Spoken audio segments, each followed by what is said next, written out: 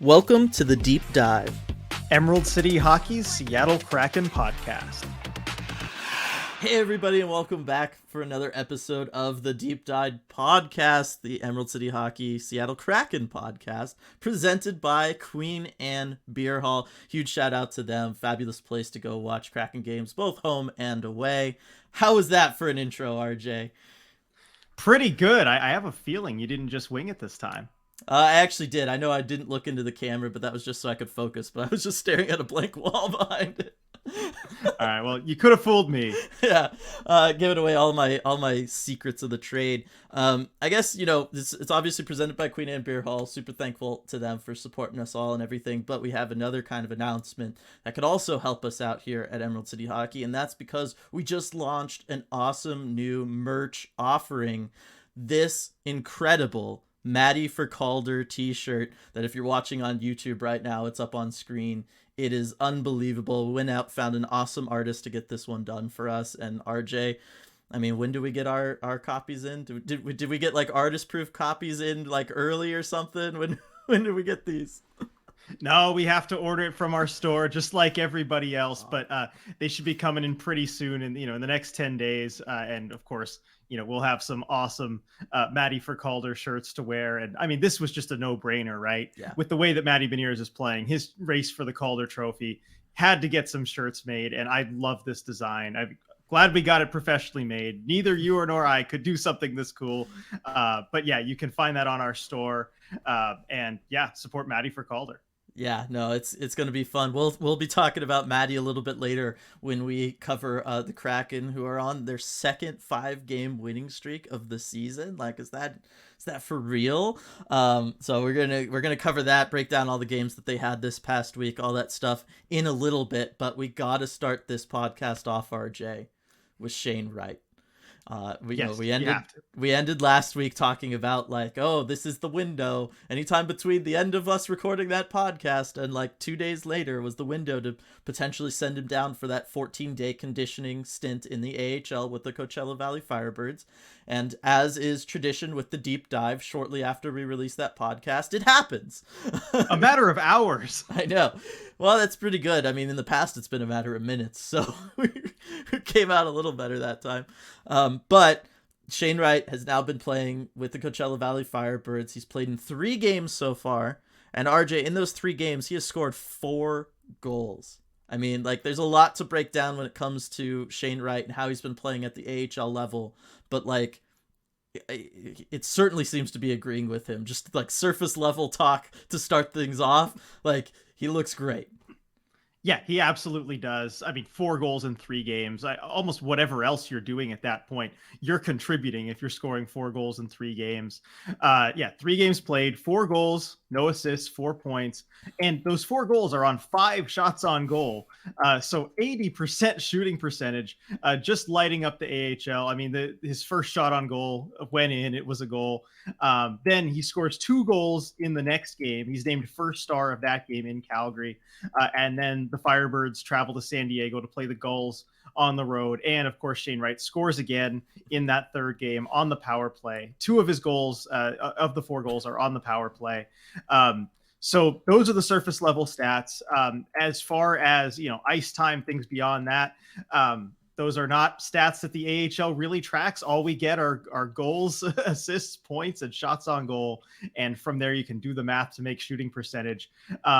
But I was able to track every shift from his first game. So we know from his debut, he got around 13 minutes and 44 seconds of ice time, 1 shot on goal in that game, 2 hits, drew 1 penalty, and he was 5 for 15 on faceoffs. So that's a little window into at least that first game. I imagine that ice time figure went up, and some of the other smaller stats went up in the next few games as well. Yeah, it's weird to me that like face-offs don't seem to be tracked. I've got Shane Wright's AHL page pulled up here on my computer, and no idea what he's doing face-off wise. Like, what? Come on, AHL. Come on. You'd think those would be, easy enough to count, but I know they've got a lot of things on their plate. Yeah. It's difficult. And as far as the ice time stat, I've heard that actually the teams and the front offices don't want that tracked, which, come on, man. Interesting. That's kind of, yeah, that's interesting. Looking at things, Kind of incredible that in that second game he was named first star, considering that was the one game in which he had a shot that didn't go in. So, objectively speaking, his worst performance in the AHL. He had two other goals, but, he had that one shot that didn't go in. He's been playing so well. He's so confident. And right away, like, it was less than a period into his AHL career that he looked like he was confident and he wanted to go out there and be the best player on the ice. And in some ways he has been. I got to think that, it just feels so good for him. You could see it on his face, the big smiles that he's had after he scores these goals as he's celebrating. And it's, just for starters, like, that's been so good to see after everything that he's gone through over summer with falling in the draft to then coming to Seattle, making the team, but not really getting ice time. And then in the games you do get in, you're only playing a couple minutes. And just through all of that, the media pressure around that and social media, everything that's gone into it for him, just to see him be able to go out there, play hockey, clearly he's having fun. And for him to look as confident as he does, I just over the moon to see that from him.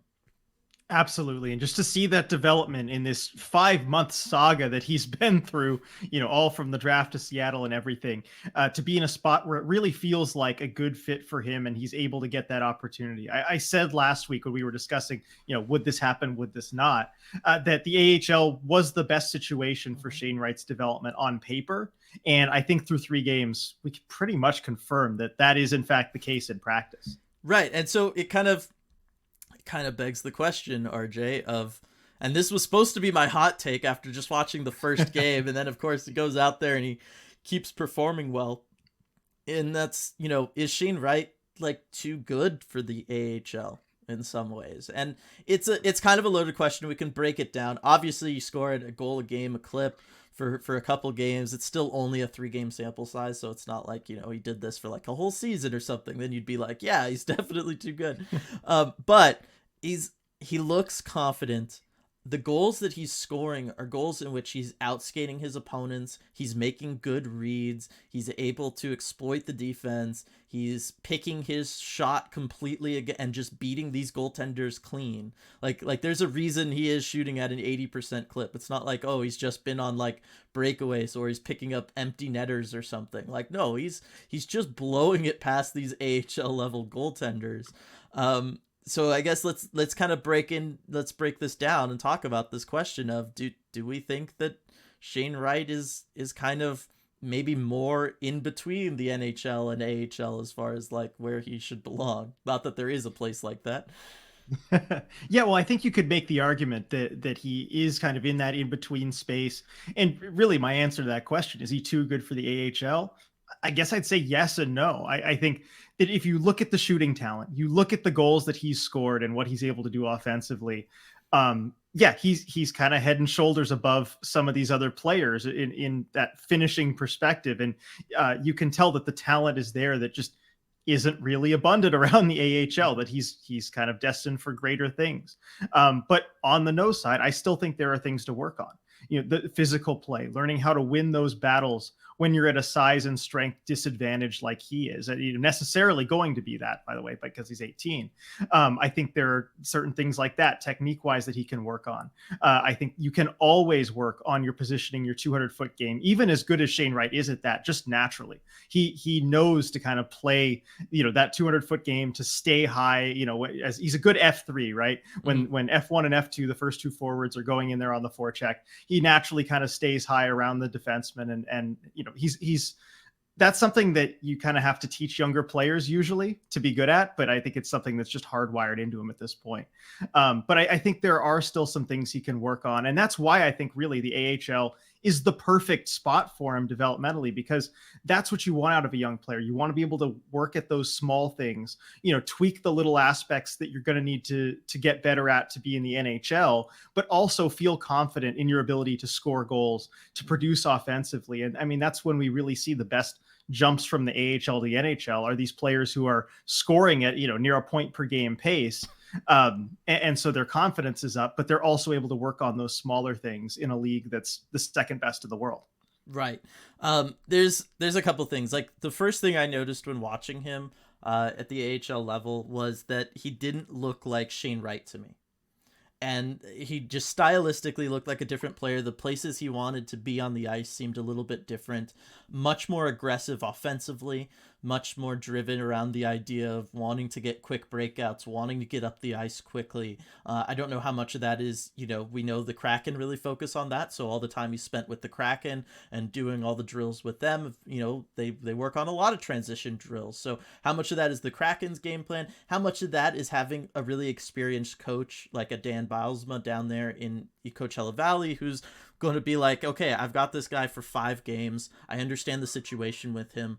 We just want him to be confident, to have fun playing hockey, all that kind of stuff. So let's just focus on offense, kid. Go out there, try to score some goals, try to win with speed, prove why you were the guy that a lot of people thought was going to be the first overall pick in this last draft. And having a coach like that in your corner telling you those things and giving you that green light as a player, that means a lot. You know what I mean? Like that has to mean a lot to him. And, if that's the case, then we're obviously seeing the very, very positive results from that. The thing that caught me most off guard when watching him in the AHL is that he's not defending in the same way that he did. And in some ways, he's just not really defending much at all. You go back, like if you pull up like one of the shift by shift videos of him with the Coachella Valley Firebirds, and then you go back and you watch a shift by shift video of him with Kingston last year, you're going to see two totally different players in the defensive zone. Last year in Kingston, he was very focused on defense. He talked about, trying to model his game after Patrice Bergeron. He was playing very low, covering the slot for the Frontenacs, making sure nobody could kind of walk down that avenue there. He was helping net front, try to clear guys out using his size there at the OHL level.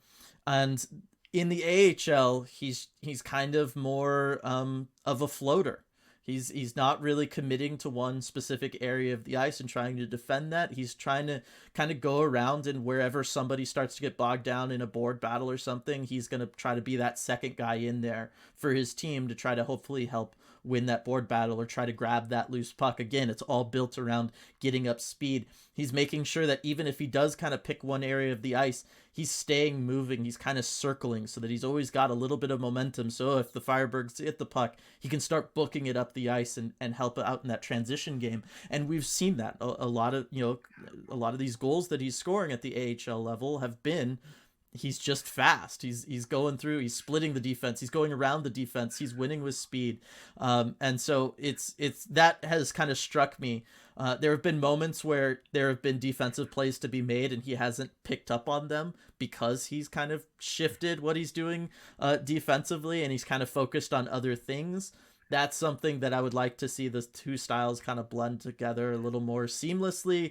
Again, though, we're talking about a 3-game sample size after everything that he's already been through. Like, you're not expecting something like that completely.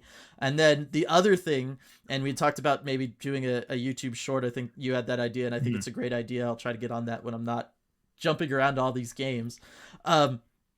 Is his shot has changed. And so you and I were talking about this. His shot, we talked about it earlier in the season after they drafted him and looking at things. He struggled with elevation when it comes to elevating his shot. One of the things that I talked about back in my scouting video about him was that his shot is very much one in which he kind of pushes the puck. And there's like there's a gap of separation. There's not constant contact with the puck when he goes to do his wrist shot. It kind of pulls back a little and then goes into the puck. And what you're seeing at the AHL level from him is a completely different shot. He's loading up. He's bringing it back a little so he can put more of his body into his shot. That was a kind of a criticism I had about him when it came to his shot when I was scouting him back in Kingston. You're seeing that aspect. His stick and the puck are maintaining a point of contact all through his shooting motion until it finally, gets there with the release. And I think that that's a big reason why you're seeing all of these shots just blow past these AHL goaltenders is he's getting his body into it. His shot has more velocity. It's got more elevation. And then he's kept the accuracy that he already had. And like this shot now looks so scary to me, RJ.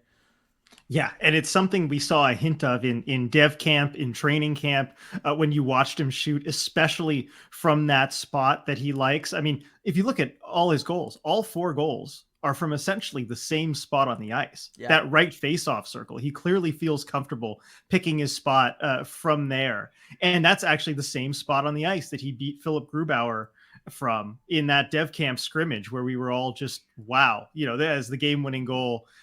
This guy has kind of arrived at least, at the beginning of that dev camp. Like, this is kind of consistently what we've seen from him since getting to that next level. And he's been working on it a lot at practice and especially after practice when the scratches are on the ice, just shooting that puck, getting that release right, and kind of tweaking that motion like you were talking about. And it's something that is going to be really dangerous if you can just get in a position to use it, at higher levels.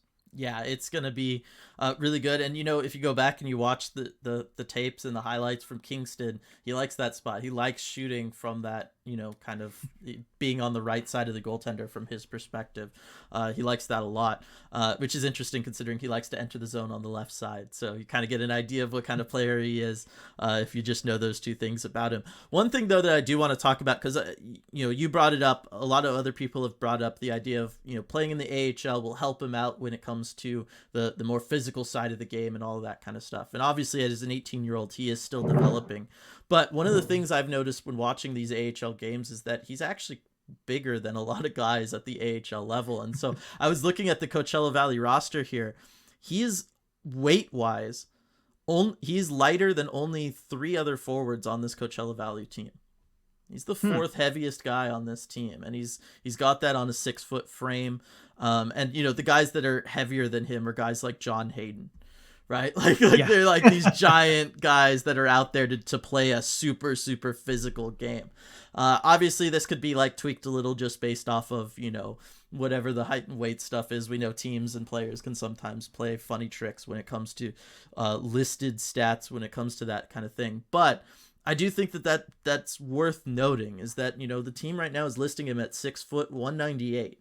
And you and I have been around him, not in pads and stuff. Like he's kind of thick. Like he's got broad shoulders. Like I think there is some weight and muscle there. And so when I watch him at the AHL level, his skating is so good and he's so fast and he's got skills that, make him one of the top, prospects right out there. I don't know that he's going to really need to learn too much physically, at the AHL level, because he's just out skating everybody. Yeah, exactly. And he plays the type of game where you don't need to win physically. But when you get to the NHL level, it's just something that you do have to contend with. And that's where you want to be in a position to work on it. And it's something that it's just a real shame. I wish the AHL coaching staff had more time to really focus in and hone in on these kind of things. I know that coaches like Dan Bilesma, Jessica Campbell, they would love to work with him on the little bits of his game that you would get if he could spend longer in Coachella Valley with this AHL team. Unfortunately, you only get 5 games, and I think the coaching staff, their priorities are in order. Just go play some offense, get your mojo back. That's what's most important. But I just, it's disappointing thinking of what could be if he was allowed to stay there longer. Yeah, agreed. I think it would certainly do good for him. Just to finish things up on the physical side, I did feel like those last couple times we saw him at the NHL level, he had gotten better. He was learning the lesson all young players at the NHL level learn, which is, you know what? You really got to bend your knees. If you're going to be initiating contact or taking contact, you got to bend your knees and you got to be able to take that way. That's how you're going to be able to stabilize yourself. But that's where Shane Wright's at. He's killing it at the AHL level. He looks fantastic. Seeing, improvements, seeing changes in the style of game. I think all that work that he's been doing with the awesome Kraken coaching staff has just been really, really awesome. And we're seeing that development from him, which is nice because, it's been hard not being able to see him as much as we all want to. But we're getting to see him now and he looks fantastic. All right, so let's transition over into like quick hits, and then we'll get into the Kraken's latest 5-game win streak. RJ, really excited for that. What do you have for us first here? All right. So first of the quick hits, and this kind of relates to Shane Wright a little bit, is Morgan Geekie. So unfortunately, in the Kraken's last game, Morgan Geekie did exit the game with an upper body injury, and it was kind of pretty clear to anyone watching what that upper body injury had have been. So this was one of the more odd friendly fire incidents that I've Yeah. seen in recent memory. Morgan Geekie was circling around behind the Kraken net as the Kraken were kind of regrouping in their own zone, and Adam Larsson was going the other way, and the two of them crossed paths, and Geekie ended up taking a Larsson elbow slash shoulder right to the head. Geekie went down immediately, and he kind of stumbled off the ice. Didn't look that great, and obviously you're worried about maybe something like a concussion with that, but he didn't return to the game. I mean, hopefully that's just being cautious with a potential head injury like that. You never want to rush a player back from that, but we don't have an official injury update yet. The game happened last night, and as is common with this sort of thing, you don't get an update until the next morning skates. We probably won't have anything until tomorrow morning. Yeah, it was just such a weird play. Like I still like don't totally know what happens. Like I don't know because like Larson kind of makes a motion there. Like I don't know if he just got surprised and assumed it was a duck or something. But really really strange, slightly obviously concerning for Morgan Geekie seeing him down like that on the ice. Yeah, just hope he's okay. You gotta yeah. Your worry is that there's a concussion. I guess if you want to be optimistic, then he was probably just held out because of concussion protocol. But there's always the chance that he could clear that and be ready to go for the next game against the Kings. Yeah. So the Geekie injury does raise a few questions that we Yes. fielded on post game last night, as far as how long is he out, and then if so, what does that mean potentially for a Shane Wright? I guess we'll cover the first question that we got on that. Is that do you bring Shane Wright back early? Do you recall him from this conditioning loan early if Morgan Geekie has to miss time? So we just kind of asked the question, is Shane Wright too good for the AHL? Should he be getting NHL minutes? I mean, Dylan, what say you? If Geekie is out, would you bring back Shane Wright early? I understand the want to do that. And I understand that we what we were just saying about him at the AHL level. However, I gotta say what I think the Kraken are going to do, which is look, you've had this plan, and you stick to the plan. You don't let something like this throw you from the plan. You have good options available to you with healthy scratches, just on the team already. This is one of the benefits of having some of the players that you have, right? That you have depth. You have depth down the middle. You can make McCann a center again if you need to for a game or two. You've got guys like Carson Kuhlman who can rotate back into the lineup. Like you can, if it's only going to be a game or two absence, you can handle that just fine at the NHL level, and you can let Shane get the full 5 games down with Coachella Valley. Just let that confidence grow, let that excitement and happiness, all that stuff continue. I don't see the need to rock that boat, and then if the plan is from there to just have him go off to Canada camp, you can just kind of do that all kind of seamlessly rather than throwing this other little wrench in there. I know a lot of people want him for the Montreal game coming up too. But it might be a lot to just be like, okay, Coachella, now you're back here, and then you're off to World Juniors. You know what I mean? Like it could be a lot just because of the media and the hype and everything that goes on around Shane Wright right now. It might just be better just to keep things according to the plan that you've already like kind of laid out for yourselves and for him. Yeah, those are my thoughts exactly. Although count me firmly in the camp that Shane Wright benefits the most from playing in the in AHL. Yeah. Sorry, Yeah. and that even if he is too good for the AHL, even at that point, I think it still benefits him to play there as long as possible. And in that case, this would be the 5 games. So I wouldn't deviate from that at all. And like you said, the Kraken have more than enough forward depth to deal with the loss of Morgan Geekie. Agreed. So obviously want to wish Morgan Geekie well. I want to see him get back out there because he's been playing well. That fourth line for the Kraken's been playing really really well. He has. I mean, this has been a breakout season for Morgan Geekie. This is exactly kind of what he needed to reach that next step in his career. And unfortunately, the injury might throw a wrench in that, but hopefully he's able to get back on the ice really soon. Agreed. All right, what we got next? So next we have Another bit of, well, I don't, not as unfortunate as the geeky news, but still some sad news for many Kraken fans, and that is Magnus Hellberg. We knew this might be coming. Last week he was placed on waivers and he was claimed by the Detroit Red Wings, so he is off to Detroit. Yet another destination. He's already been to Detroit before, but yet another destination in his kind of long, winding NHL career. So yeah, I mean, we knew the Kraken couldn't keep three goalies on the roster forever. We knew that once Philip Grubauer got healthy, Magnus Hellberg would have to be waived, and the Red Wings pick him up. So unfortunately for the Kraken, but maybe fortunately for Magnus Hellberg getting another shot at the NHL level. I remember last season when we talked to Austin Czarnik after he had been claimed by the Kraken off waivers, if you remember that name, but we asked him, when you're in a situation like that as a player, when you're put on waivers, do you want to be claimed? Is that what you're hoping for? And he said, absolutely. You always want to stay at the NHL level. You want to be able to prove you belong there. And you want to go to a team that has room for you. So I think about that, when I get disappointed about Magnus Hellberg not really being around anymore. But I do want to say, he's a joy to have around for the time that he was here. I mean, just one of the nicest, friendliest players on the team, always took the time to chat, with the media. And I think back to the last practice, it might have practice or morning skate, one of those two, that he was with the Kraken. Basically the last time that we saw him around, he stayed out late with the scratches. So yeah, it was a morning skate, and the fans were cheering for every single save that he made. And he was going over and waving to them. He even found a little kid in goalie gear and was waving over to him and everything. And so when he came off the ice, I said, "Hey Magnus, the fans really love you." And he's like, "Yeah, no, the kid was the kid that he had said hi to in the goalie gear. He's like, he was crying. He thought that I had just left him, so I had to go back over there and say hi. Like, no, I'm still here." You could tell there was really that connection between him and the fans, and he just loved it, and they loved him. Yeah, he's an awesome guy, awesome player to have around. And who knows, this might not be it for him with the Kraken. Exactly. I don't want to say we've seen this play out before.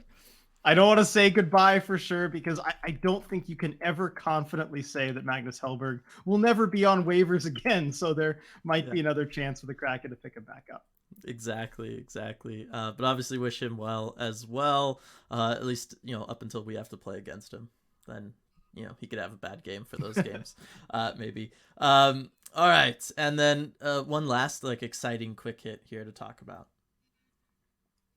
Yes, so I think this is the best news of all the quick hits that we're going to cover here, and that is Seattle has just set a very big hockey record, and that came at the USA versus Canada women's rivalry series game last week, and the record is the largest ever U.S. crowd for a women's hockey game. 14,551 in attendance for that game. And it sure felt like that too. The very, very top sections, didn't have the seats. I don't know if those tickets were even being sold, but everywhere in the lower bowl, everywhere in the 200s, everywhere, it was just packed. I was lucky enough to be at that game. Got some nice seats on the glass for me and my girlfriend to go. It was a great experience. I mean, everybody who went, I'm sure had a great time, and it's the best bang for your buck you could possibly get for a hockey game. I mentioned this before the game. I said, if you are thinking about it at all, get tickets. You need to go to this game. And everyone was rewarded with an awesome game. Hillary Knight with a couple goals, USA pulling out the win in that one. But most importantly, Seattle showing that they're a great market, not just for hockey, but for women's hockey. And to see that excitement for that kind of game was just awesome. I know I had been, rooting for something like that ever since they announced that rivalry series game was coming to Seattle, and Seattle pulled through. They came out and they provided a great atmosphere for that one. Yeah, no, Seattle has proven that they are a hockey town. This is a place where in the larger Seattle area, or just even expanding it out to Washington State, right? You've got 4 WHL teams who have been there and been supported for a while. That's not nothing. Trust me, that is definitely not nothing. And then obviously we know the response with the Kraken and how into it everybody has been. And then women's hockey has been certainly on the rise everywhere, but you just had this sense even before this was ever even announced. I mean, you and I just know from talking with the people in this community, how much everybody really likes to follow women's hockey, follow the Olympics, follow all those bigger tournaments. So when this was announced, you knew it was going to be a big deal, and you knew people were going to show up for it. And then they definitely did in record numbers. You can say that. And just really, really happy, really, really excited for just everything involved, right? Happy for all the women playing the game that they were able to play in front of such a large audience and get that show of support for them. Happy for Seattle to showcase, like, hey, we might be new to the NHL, but we are not new to hockey, and we are here for hockey in all shapes and forms. I think that's, it was a good moment for Seattle and the Seattle hockey community as a whole to just kind of, showcase that on an international stage. I think that was a big deal. And then, take note, like leagues and everybody and sports, if you make things like affordable so that people can like go and take families to it, because we know a lot of people who took their whole family to this. Oh yeah. People will show up, and that's how you build that next generation of fans. It's really hard to build relationships, for children with their team and everything when they can only watch on TV. It's not the same. Talk to most sporting, fans. The moments that really made them fall in love with sport, fall in love with their team, fall in love with the players is when they went to that game with their parents or with, their friend or whoever. That's a big deal. And so having these tickets be readily available and affordable, I think also helped a lot, because it meant that a lot of people that would want to go to some of these things were really able to actually go. And when you make it so that people can actually go, they show up and they support and they're loud and they love it. And it's awesome. Yeah, they absolutely do. And we saw it with like the Kraken skills showcase last year. Yep. We saw it with this game. When you make things accessible to lots of people, they show up and create a great atmosphere, and it just makes fans for life. And I can guarantee you there were plenty of fans made for life at this game, and especially seeing some of the young girls, maybe play girls hockey, or that were up at the glass for warmups, watching some of these best athletes in the sport take the ice. And just I remember the look of awe in their eyes, and thinking back to when I was a kid, and just feeling the same way when I would go to games. It was great to see, and great to like also enjoy this one as a fan. I made the choice not to do the whole media thing for that game, and just enjoy it as a fan. And I'm so glad I did. I was, I was able to get back into that mindset of, oh yeah, I can cheer again. I can get a little starstruck when I see, Kendall Coyne Schofield and, and Alex Carpenter just right there in front of me warming up. I'm like, wow, these are, some of the best players in the world. And I was just, it was great to be back in that mindset just for a day. Yeah, how quickly we realized, like, oh yeah, this has really just been work for us now. Like, right. Yeah. But yeah, it was phenomenal, and I really hope that they do this again. Like, I really hope that Yep. they do another series like this between these two teams. And, obviously want them to come back to Seattle, but also want them to go to just some more U.S. markets as well. Like, I think that that's something that would translate to a lot of markets, and a lot of people would love to see. And I want to, I want people to be able to experience that and have the opportunity to go to games like this. I think it's a really big deal for them. And I think it's really big for the women's side of this sport. And maybe one day, hopefully one day, women's pro hockey Yep. in Seattle. I would love to see it. I know there's already a grassroots movement trying to get that to happen, but it just makes so much sense. We know how great a hockey town Seattle Yep. is, and we know how great of a women's sports town Seattle is, with the Storm and the Rain. Yep. All the support there is there. I think it would be perfect if you could just sort out the travel issues. That's the only thing. Yeah, I was just gonna say that's the only problem is the travel issue, so it might take a little while just because of that. Get the the overall like league infrastructure stuff built out more around it, but that's the only thing holding it back. I got to think Seattle would be like top. Certainly after this, I think it probably was beforehand anyway, but certainly after seeing this, Seattle's got to be top of the list for any sort of further expansions when it comes to that sort of thing. But yeah, just a really nice, fun story to talk about and to see. Yep. All right, so transitioning over to the Kraken, RJ. Kraken have won 5 in a row. Teams, seemingly firing on all cylinders. Pick up a massive win over the Vegas Golden Knights. Another big, game for them there. Could have, large divisional consequences later on in the season. Who knows? But this Kraken team, RJ, just in the last little bit here, they're just playing so well. I know we've said it, multiple times throughout the course of this year, but they're just playing really, really well, and everything seems to be working. Whether it's the depth of scoring, whether it's the goaltending, whether it's the mid-game adjustments from the coaching staff and stuff, like everything's just rolling right now. Yeah, absolutely. I mean, the Kraken, they haven't lost since we last recorded an episode of the Deep Dive. They haven't lost by more than one goal since October 17th. That's over a month. That's about 5 weeks since they've, really lost a game, where they weren't in it. They're 10-1-1 in their last 12. Like you said, this is a team firing on all cylinders. They are just rolling through their schedule and amassing points. And that's the biggest part, is that even in games like the last one we saw against the Ducks, where they're maybe not playing at their best for a full 60 minutes, they're able to get the 2 points. And that's huge, because that separates the teams that climb to the top of the standings from those who are maybe stuck right on that playoff bubble or worse. And that's going to be huge for the Kraken going forward, the stretch of play. Yeah, and just to kind of give an overview before we got, dive more into the games, Kraken right now sitting at 29 points. That's 4 back of Vegas, but the Kraken have 2 games in hand. And then you're 2 points ahead of the Kings, who are third in the division, but you have 3 games in hand on the Kings. So Kraken are really in a nice spot. And then as far as fourth in the division, Edmonton, you got 7 points on them right now. So Kraken are in a really, really good spot when it comes to the division and the overall outlook for the rest of the season.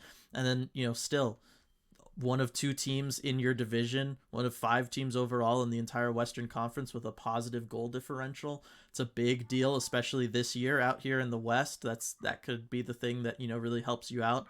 If you start, going through any sort of skid, you can fall back on that. And the fact that, look, most nights this team just going to outscore the other team. And at the end of the day, RJ, that's just how you win games.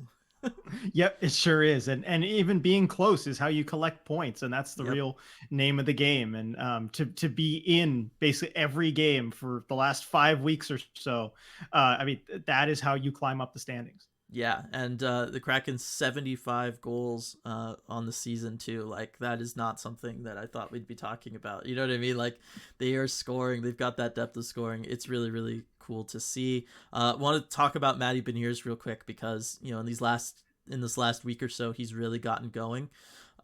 He's scored 9 points in their last 5 games.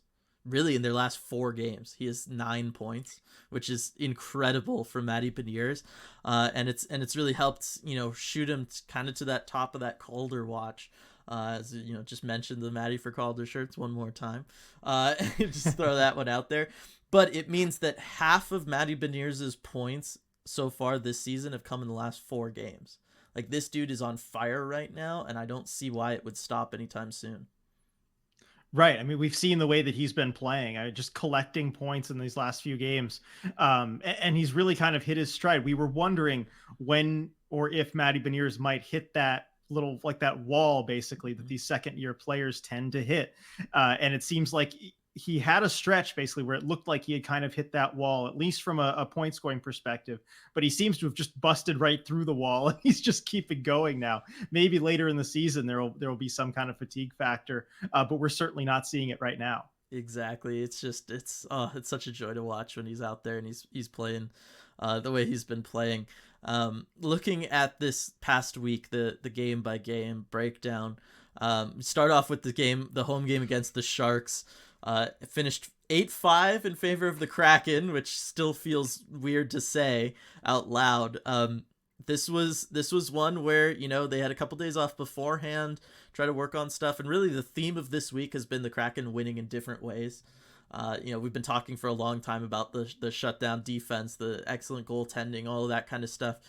This past week has really just been, we're just going to light it up and we're going to outscore any problems we have.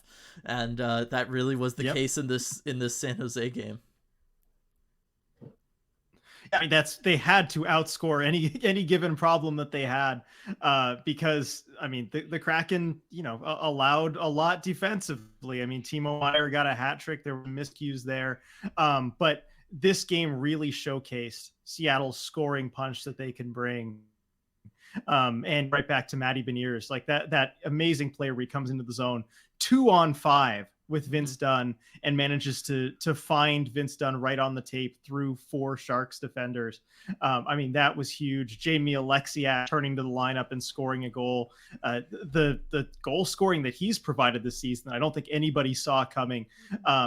Seeing that scoring come from so many different areas has been huge. Oliver Bjorkstrand getting off the schneid and getting one in that game. It felt like every player was contributing in some way offensively. Yeah, it really was. It was kind of a fun game to watch in some ways. The defensive mind of mine was just dying inside watching both of these teams during different stretches. It was just like, somebody do something. But when you just look at the score sheet for the Seattle Kraken, and everybody but 2 of your forwards picks up points, all but 2 of your defensemen pick up points, like that's just a fun score sheet to look at the box score after a game. Like you're just like, wow, this lots of stuff were going on here. Obviously Matty Beniers, we just talked about, he had 3 points in this one, was a +4, tied with Adam Larson for second on the team behind Vince Dunn's +5. Like, you know what I mean? Like there was definitely some highlights out there amongst everything beyond just the like obvious highlights of who was doing what. But it was overall, it was an interesting game, but it was one where it was just nice to see that, look, this Sharks team was putting up a challenge. They were not gonna roll over. They were not gonna be a bad team. This Sharks team has caught a lot of teams off guard, it feels like, throughout the course of this year, and we didn't want to be one of them, and at the end of the day we weren't. And that's really, really nice, in spite of the fact that you give up 5 goals to a team that's struggling at times offensively, doesn't have a ton of depth, all that kind of stuff. But like I said, it doesn't matter when you have the offense that the Kraken have. Right. And one thing I really like to see in this one, and we'll kind of see it when we talk about the Ducks game as well, because I think a couple themes emerged here. One, playing down to an inferior opponent, at least to start the game. Yeah. And I think that was a real issue against San Jose, reared its head again against Anaheim. But the second theme, and this is kind of the saving grace with the whole playing down to your opponent, is eventually realizing, okay, we're doing this in the middle of the game, not after the game, but in the middle of the game when changes can still be made, realizing that you're playing down to your opponent, realizing what the problem is. And in this case, it was lack of discipline. It was taking too many penalties. It was basically playing best on best against the Sharks, because the Sharks have 3 players that account for more than half of their team's goals. Timo Meier, Logan Couture, and Erik Karlsson. And if you basically let those guys play in high leverage situations, like power plays, like 4-on-4, situations like that, they're going to beat you because they're just so good. They're good enough to carry an entire team. But if you stay out of the box, if you roll 4 lines, and if you make it a depth versus depth matchup, the Sharks cannot compete. The Kraken have arguably the best forward depth in the NHL. The Sharks, I mean, you can make an argument, they have the worst. And so you realize what kind of game you need to play. And so at a certain point in that game, the Kraken made that adjustment, and it paid off. Yeah, it 1,000% did. And I do wonder almost if they were maybe too focused on trying to shut down Erik Karlsson in this one. Obviously, he's been a big story around the NHL. And you could tell that they were trying to play him tough. And they largely kept him off the scoring sheet. I mean, the Sharks had 5 goals. He only ended up with 1 assist. Like the way he's been playing, that's like a big win. But you almost wonder if that came at the expense of, trying to slow him down. And then all of a sudden you see Timo Meier breaking away a bunch on you. You forgot, like, oh, well, they do have other guys, I guess. Yeah, it was just one of those, like, and you said it, right? Kind of maybe playing down to your opponent. I don't know that I would have said that about this game had we not just seen the Ducks game last night, because it felt like, like I said, going into this game, it was like, look, this Sharks team, they were on a win streak at that point. This Sharks team, like, they were catching a lot of teams off guard. A lot of teams were writing them off, and they were proving that, look, this is the NHL. You can't write off anybody, and you certainly can't write off us right now, the way we're playing. And I don't think that the Kraken did. I just think that this Sharks team can be sneaky good if you give them what they want. Right. And what they want is to try to be fast in transition. They want good matchups with their top line. And so there was obviously some times in which the Kraken kind of fed into that a little bit, and we saw the result. But by and large, Kraken just they put their foot in the ground, skate in the ice, whatever it is you want to say. And they said in this third period, we're not losing this one. Like, we're just not. And that all starts with the Oliver Bjorkstrand goal right after the Sharks tie it a minute into the third period at 4-4. Bjorkstrand comes back out. He gets that second goal of the season, gets that monkey off his back, and he's like, "No, we're gonna go from here." And then, 59 seconds later, Jaden Schwartz scores another one, and it's like, "Look, we are not gonna lose this game. We've made that decision." And you see the Kraken play that way the rest of it, and it's just really nice to know that this team has that capability, and they have the leadership, the confidence, and the skill to make stuff like that happen on nights like this, where this plucky little team is just hanging around a little bit too long. Yep, to be able to put them away is huge, and just something the Kraken did not have last season.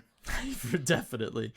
Okay, so then we had the big time matchup against Vegas, a game that we had been circling on all of our calendars for a long time.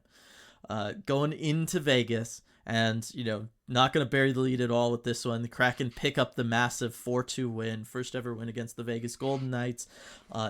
You do it in their building, and to be honest, you outplay them. You kept them from doing what they want to do. You kept them from attacking in transition. The game plan was absolutely solid and what was needed. And outside of a 10-minute stretch at the end of the first period, Kraken were the better team all the rest of the way. Yeah, absolutely. I mean, the Kraken came out to a really hot start. I mean, got a 2-0 lead early. Vegas's goalie Adin Hill looking a little shaky in the process, and the Kraken were all over that. Then that 10-minute stretch where they did look pretty bad, some bad penalty killing and some just rather soft defense, allowing some Golden Knights players to get into the slot unbothered. And that's the kind of thing that last season we would have seen probably just destroy the Kraken, at least mentally. And that would be it, right? I mean, that was our mindset. Like, okay, that's it. We're tied here. But the Kraken rebounded. They came out for the second period strong. Whatever was said in the first intermission worked to get them back on their game. Andrei Burakovsky with a couple huge goals in this one, just beating Adin Hill clean. I mean, this is shooting talent that we talked about after the game, the kind of thing the Kraken didn't have last year that Burakovsky has certainly brought to the team. And ones that Adin Hill, I think, was a little bit bothered by. I think the Kraken kind of got into the opposing goalie's head that night. And then, of course, Jordan Eberle capping it off with a beautiful individual effort, just skating through the entire Golden Knights defense and putting home his own rebound to give the Kraken a 4-2 lead. And Seattle was able to hang on from there. Yeah, I mean, they shut it down all through that second period, all through the third period. Philip Grubauer looking good, making some big time saves in his return back on his 31st birthday. So shout out to Philip Grubauer and him coming back. Definitely want to mention that one.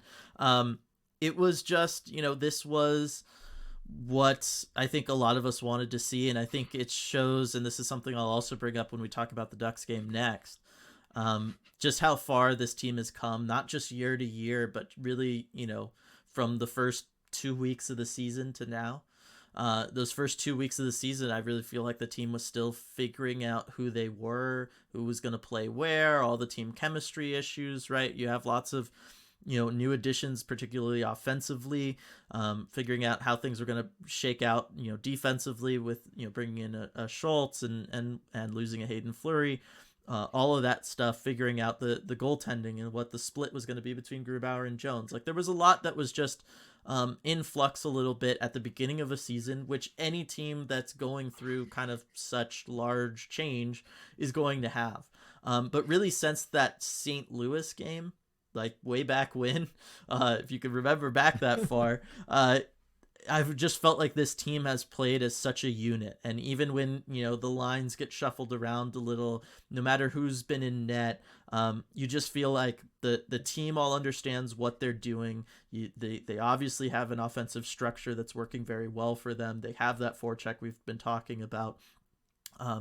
they've all been able to, you know, understand what their role is on the ice, regardless of what line they're on, and keeping things rolling there, having that depth of scoring that we've been talking about. The coaching staff has been making excellent in-game adjustments. That's the other thing, right? We've been saying this post-game live after post-game live, right? Like, oh, there was this rough period or this rough stretch, and then the next period, like, that was it. That weakness was, you know, done away with. And that's been another thing that I feel like has been part of that, because it's not just like the players working as a unit and working as a team and being that solid all on the same page grouping. It's also the coaching staff being right there with the players, and that communication between the two, the level of trust between the two, and all of that. And you in both this Vegas game and in the Anaheim game, you really see that difference from the beginning of the year when everybody was still feeling everybody out to now where everyone's been through enough of the season to kind of feel where everybody is and understand what everybody wants and expects of each other and how to communicate with each other and all of that good stuff.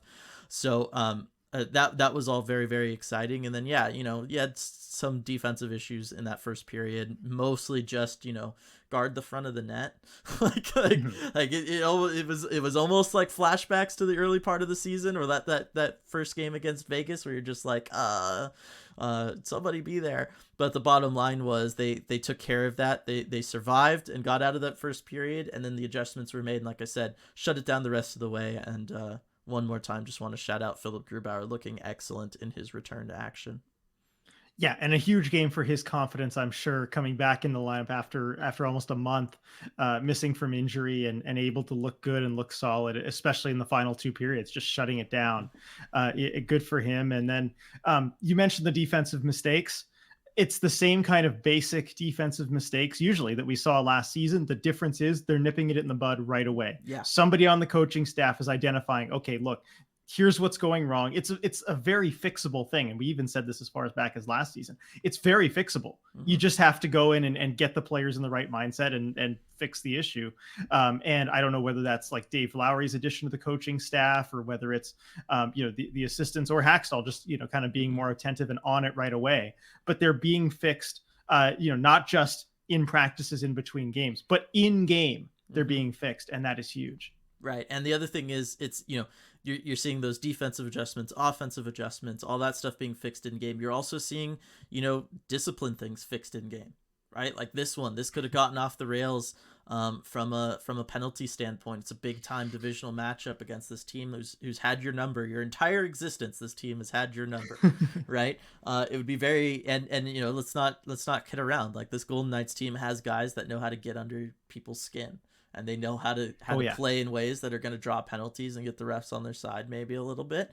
And the Kraken didn't fall for it. And that's something that takes continual messaging to do, right? To kind of always keep people on that line of like, hey, we got to play hard, but we're not going to give them anything. We're not gonna do anything that's going to cause them to have a power play.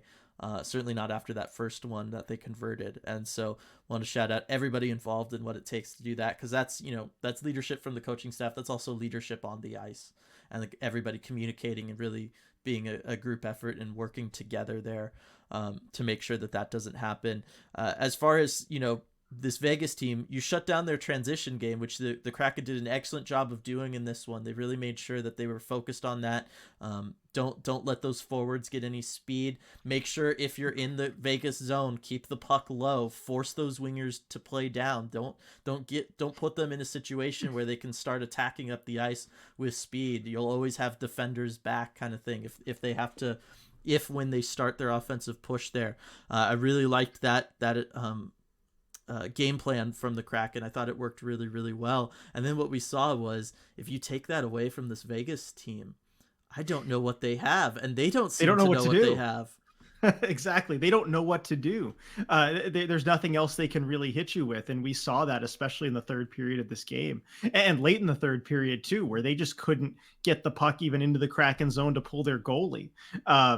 They had no answers for what the Kraken were doing defensively. If you don't feed their transition game, they don't have anything else. And the Kraken also, I want to say how smart they were with the puck. in the offensive zone, not throwing it to areas where the Golden Knights could go grab it and bring it back the other way. And you saw how glaring a difference it was, because in that 10-minute stretch at the end of the first, they were doing that. They were feeding the Golden Knights transition, and it looked very bad on the Kraken's part.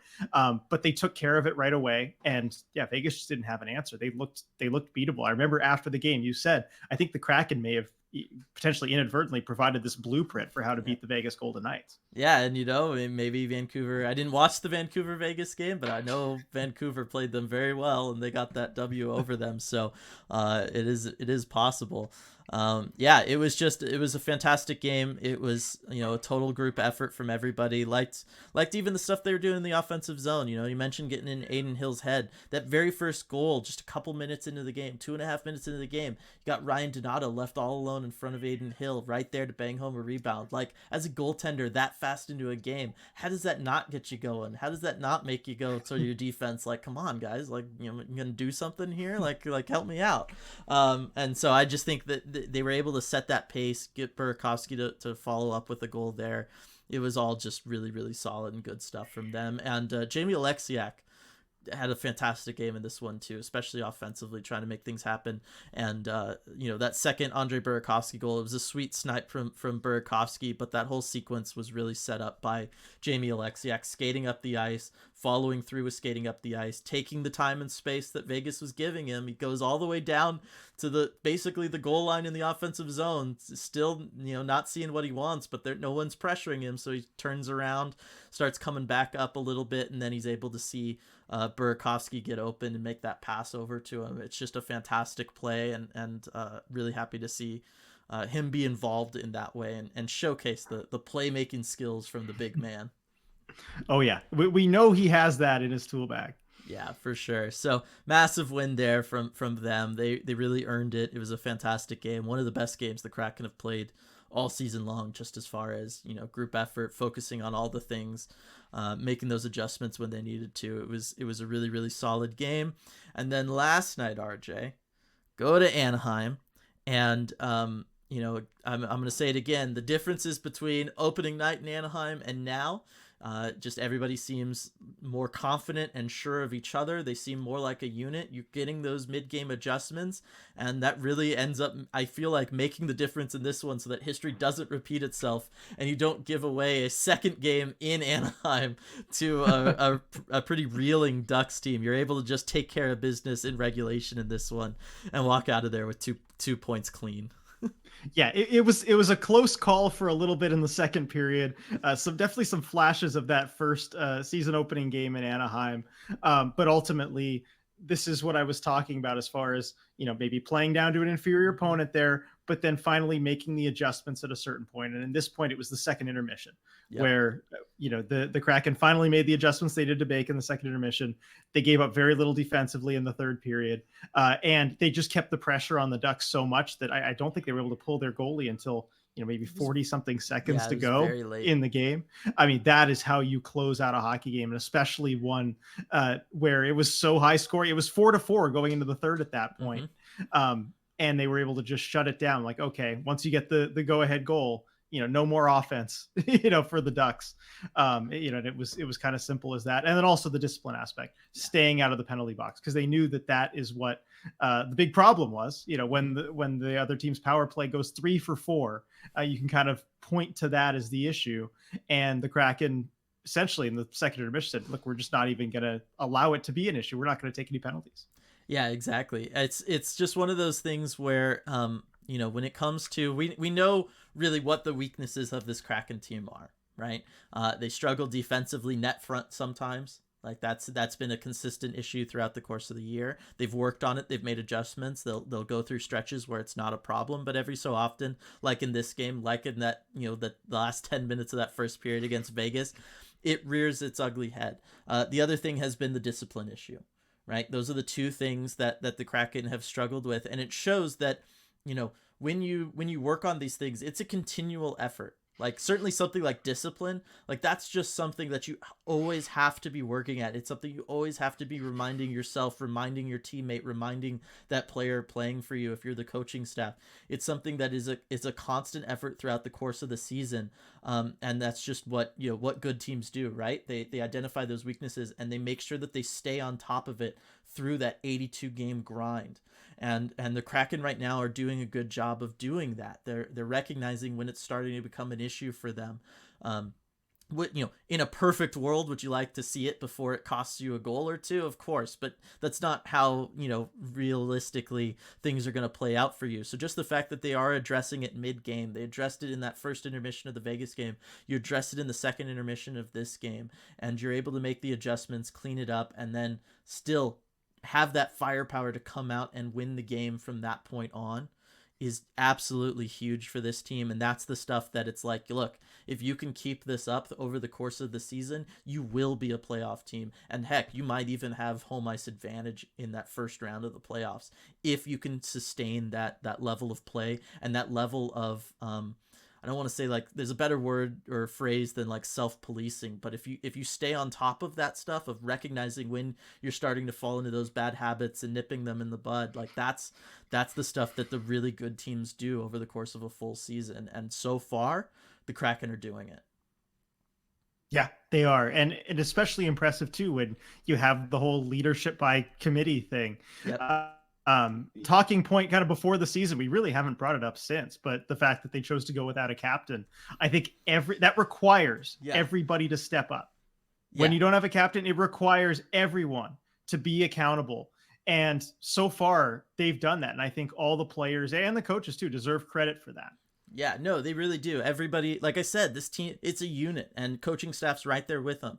This is a team. Right? In every sense of the word, that's the sense you get from these guys. That's the sense you get hearing them talk about each other, the players. That's the sense you get from listening to Dave Hackstall talk about the players. Like, this is a team. Everybody's on the same page. They're not just working towards the same goal of winning, but they're working towards the same goal of how to win hockey games. And that is so huge. And that's something that, you know, last year, just given the nature of things, between being an expansion club, COVID being around, so you don't have, you know, a ton of time to work with each other before you're thrown into a season, and then once you're in the season, you just, you know, going through that grind and you're never able to fully get on that same page.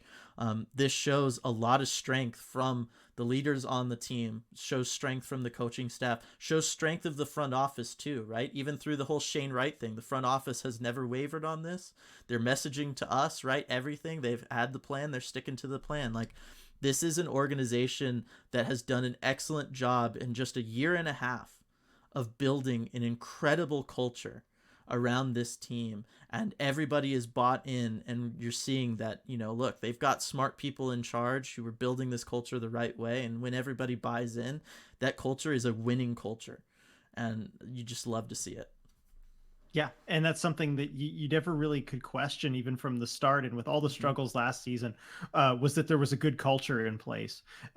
Just the talent, the depth, and the winning was all that was missing. And Ron Francis did a great job to amass that in the offseason, and now it's all coming together. Yep, for sure. So love to see it. Love that. Would like to see them, you know, maybe not need to clean things up during an intermission against the Ducks, but you know, it is what it is, and as long as you get those 2 points there, it's all good. And then RJ, just because you opened the door, you talked about leadership, you talked about the on ice leadership group, right? I'm going to bring up Ryan Clark had a nice article about Matty Beniers, kind of introducing it more so to a national audience over at ESPN.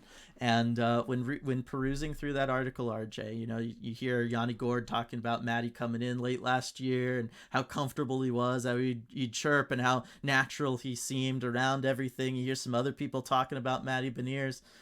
Tell me that article wasn't just laying the groundwork for him to be named the next captain of the Seattle Kraken at some point. I mean, it certainly does do a bit of that. I think, none of us would really be surprised to see that happen at some point. I knew you had to throw that in there, of course, with me bringing up the leadership situation. Dylan, we just made the Matty for Calder shirts. We got give him a little bit to breathe here before you go with the Maddie for captain shirts. I was gonna say, just change a couple words around, and a couple letters in that last word, and it's all good. I'm gonna go for that. Maybe I'll do the whole like masking tape over Calder. I'll put captain on my version of the shirt. We'll do that. All right. I think that we could end on that wonderful note that I'm sure the comment section will be very kind to me about. And we can end this episode of the Deep Dive. Thank you, everybody, for joining us for this one. Another fantastic week of Kraken hockey. Another big shout out to Queen Anne Beer Hall for sponsoring this, as well as all the other stuff that we do here at ECH. It's wonderful. And shout out to the patrons over on Patreon. We talked about that Vegas game. Had a ton of fun watching it with everybody as our live commentary game for the month. It was a blast as always, and really, really excited that got to experience that historic moment in Kraken franchise history with all of you. It was a lot of fun. Yeah, we've picked some good games for those live commentary streams, that's for sure. Yeah, no pressure for next month, right? So fantastic. Just wanted to give them a quick shout out, and yeah, that's gonna do it for this episode of the Deep Dive, everybody. Got to get this game against the Kings tomorrow night. Another fun divisional matchup, should be a good one, and then another fun week of Kraken hockey after that. Thank you all for joining us for this one, and we'll see you all next time. Hey everyone, before we go, we just wanted to take a moment to give a quick shout out to all of our awesome patrons over on patreon.com/Emerald City Hockey, especially our Terror of the Deep tier patrons: Alex, Brian, Coop, Daryl, Duthin, Eli, Gary, Jared, Joey, Joni, Joshua, Hasway, Kitty B. Kraken, Leanne, Maya, Paige, Paul, Rebecca, Scott, Sean, Sergeant Pickles, Striatic, Tasty Kobold, Team YMIAT, Tank Commander Ty, Tyler, and Wendy. Thank you so much for making all of this possible. We really appreciate your support.